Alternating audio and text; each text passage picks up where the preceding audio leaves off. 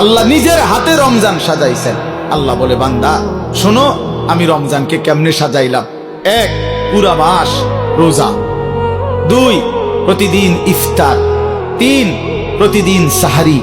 4, প্রতিদিন 20 রাকাত তারাবি। 5, শেষ দশকে এতেকাফ।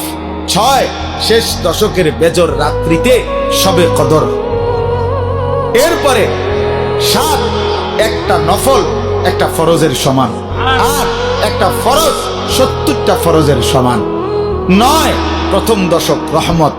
10, মাঝখানের দশক মাগফিরাত। 11, শেষ দশক জাহান্নাম থেকে মুক্তি। আল্লাহ বলেন, জান্নাতের দরজা খুলে দিলাম, জাহান্নামের দরজা বন্ধ করে দিলাম, সমস্ত শয়তানগুলোকে শেকলে বন্দী করে দিলাম, চারিদিক দিয়া গোলাইয়া সব গুছাইয়া বান্দা রাস্তা কেবল একটাই খোলা।